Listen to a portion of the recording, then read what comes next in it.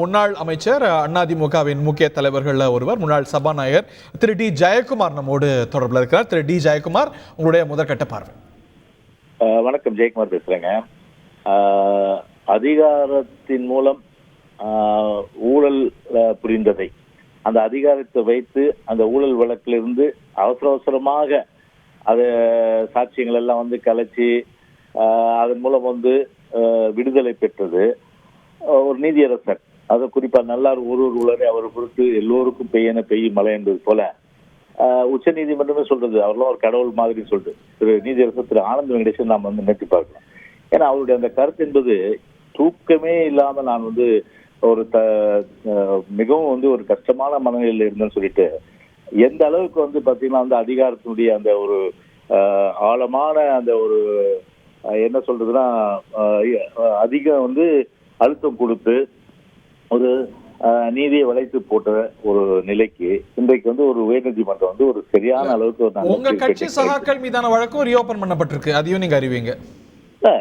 இப்ப நீதிமன்றத்துல போயிருக்கு. நீதிமன்றத்துல போயிருந்தா நீதிமன்றம் என்ன தீர்ப்பு கொடுத்தோ அது தலைவணங்க போறோம். அதுல மாறுபட்ட கருத்து கிடையாது. புரியுதுங்களா? ஒரு விஷயம்.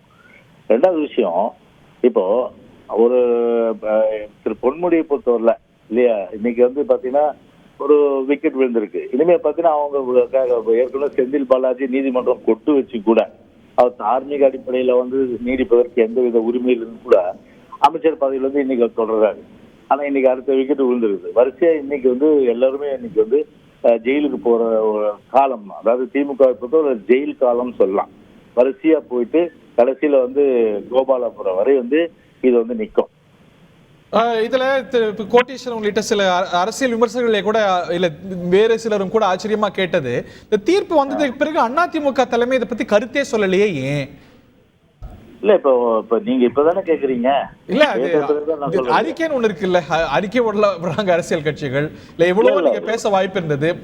தீர்ப்பு இன்னைக்குதான் குவாண்டம் ஆஃப் சென்டென்ஸ் வந்திருக்கு. ஆனா தீர்ப்பு முந்தினாலே வந்துருச்சு.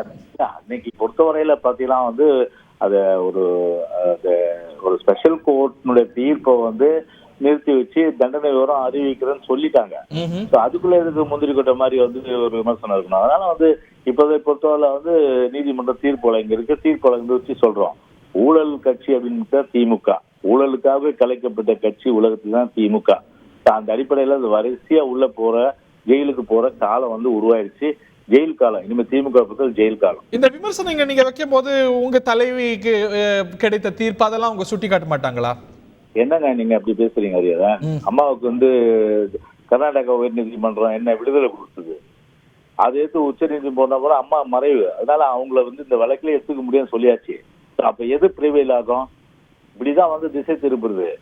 அம்மாவை பொறுத்தவரை கர்நாடகா உயர் நீதிமன்றம் கொடுத்த தீர்ப்பு தான் பிரிவையில் ஆகும். அவர்களை பொறுத்த நிரபராதி. இது வேண்டும். அவங்க மறைவால் அபேட்டட், எஸ், அதுதான் லீகல் பொசிஷன். பட் அதோட சாராம்சம் என்ன? அந்த தீர்ப்புடைய சாராம்சம் என்ன? இல்ல பிரிவையில் ஆவது என்ன? பிரிவையில் ஆவது என்ன? ஹைகோர்ட் கர்நாடகா உயர்நீதிமன்றம் கொடுத்த ஜட்ஜ்மெண்ட் தான் பிரிவையில் ஆகும். அதை கிளப் பண்ண முடியாது. அவங்களை பொறுத்த ஒரு நிரபராதின்னு தான் உயர்நீதிமன்றம் கொடுத்ததுதான் பிரிவையில் ஆகும். செய்திகளை உடனுக்குடன் தெரிந்து கொள்ள உடனே சப்ஸ்கிரைப் பண்ணுங்க.